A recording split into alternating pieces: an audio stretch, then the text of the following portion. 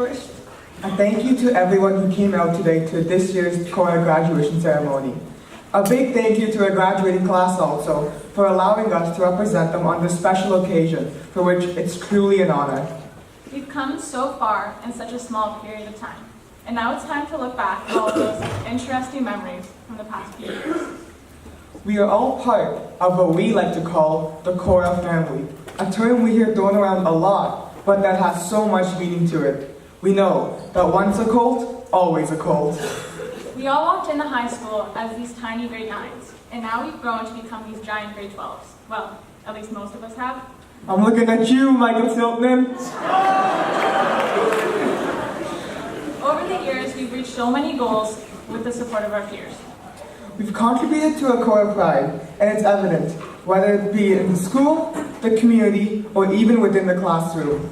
Our teachers have guided us to this milestone, and they've taught us so many lessons along the way. Literally. We would especially like to thank Mr. Ayako, Mr. Kalvik, and Ms. Barbo for going above and beyond to make Korah one of the best places to spend the past 4 years of our lives.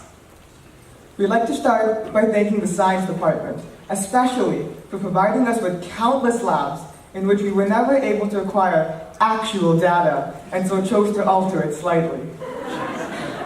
A big thanks to Mr. DiVerdino for making our classes only 60 minutes instead of 75 due to his fashionably late style. Another important class we all took was history. Not only did they teach us time management skills, but also how to properly incorporate alternative facts. Also a shout out to Miss Italia for being able to deal with all of those special elements in the classroom. You know, Nick Provenzano. Moving on to the English department, we'd like to thank Mr. Flood for being the most brutally honest teacher who always seems to find the most creative and interesting ways to teach us a subject that most of us normally hate, and also for being the only teacher daring enough to answer our most disturbing questions. Thanks for motivating us to write this speech when we really didn't have any left after school was done. We would also like to acknowledge Mr. DeLuca for being the one teacher who wore slippers to class. Now, while we do thank you for all this, we'd also like to apologize for losing all of your books and relying on Spark Notes for the past 4 years. However, the biggest honor must go to the French department for attempting to teach us about another language. Or about dogs.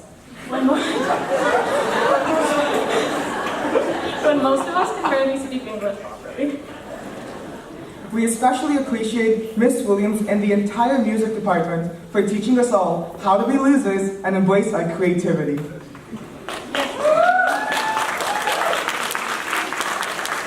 The athletic department also plays such an important role in our school, as we have so many student athletes. Through sports, many of us have created new friendships, and we remember all of those important lessons, hard wins, and tougher losses. Thank you especially to Mrs. Hogan and Mr. Cormier for all that you've done for this school. Also, one more quick acknowledgement for the unsung heroes of our school, who ensure that it functions properly every day.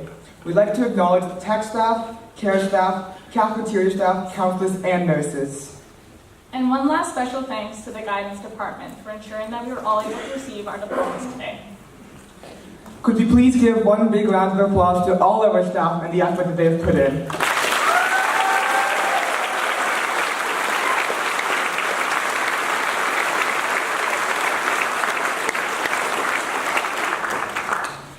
Now, we are always told that these past 4 years are the best years of our lives. However, we've definitely had some ups and downs along the way. You can't tell me that awkward phase was the best time of your life. Like Liam Blaskerson's hair back in grade 9.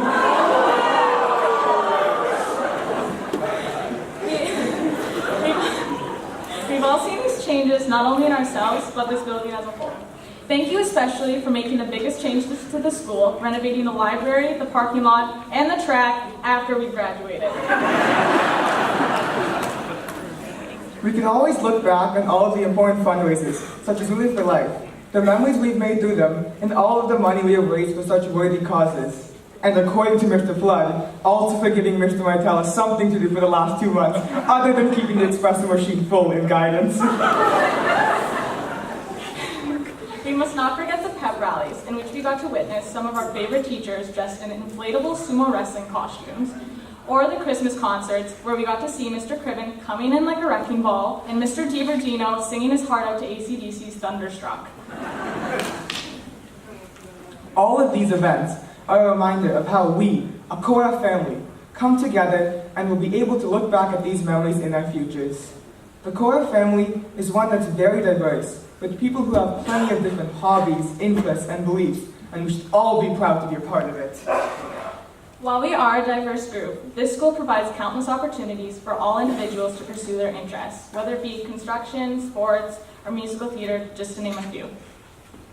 We personally would like to acknowledge the IB program and how we are so grateful to the Algoma District School Board and Korah Collegiate to be presented with such a privilege. A shout out to the IB students who made it through the program and managed to deal with the same kids for the past 2 years. This program has challenged us greatly, but we know that in the end we've all become well-rounded students. Yet, with the constant all-nighters spent on last-minute essays, that 2-week exam prep, and that darn 4,000-word essay, it all really made us question why we even signed up for this program in the first place. During these times, we often wondered, were the true geniuses the ones who chose to maintain some semblance of a social life? A special thanks to the IB teachers and Ms. Koskanoya for helping us to survive. However, the most important lesson that we all learned was that no matter what your teachers tell you, it's okay to cram for your exams the night before, because you'll probably still pass. Now there's a reason why graduation ceremonies are often called commencements. For as much as they are an ending, they are so much more of a beginning. We are on the cusp of becoming what we've always wanted to be, adults. I mean, our parents may not think so, but we know we are. We began our high school journey as grade 9s fearful of the grade 12s, to now being those grade 12s fearful of moving on. We must all take this step forward as we transition into a new learning environment, whether it be the workplace, an apprenticeship, or continuing your education. We know it's difficult to leave behind your friends and have to make new ones wherever you choose to go, but we believe that each and every one of you will succeed in doing so. Unless you're coming back for a 5th year, then just ignore the whole moving forward thing.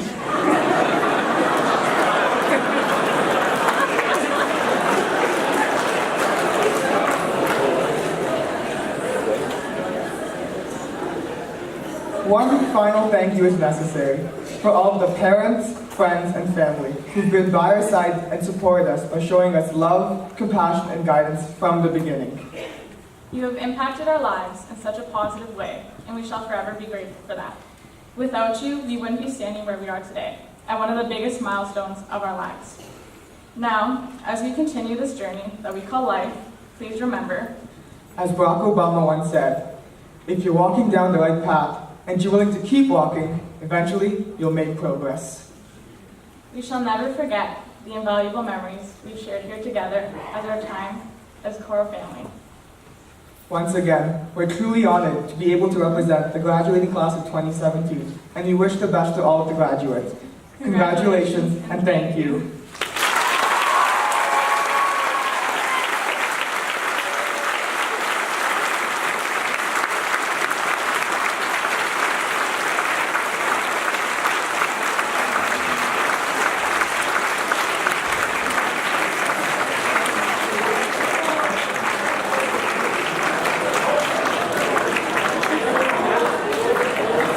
Thank you, Kaila and Rohit. We're almost done.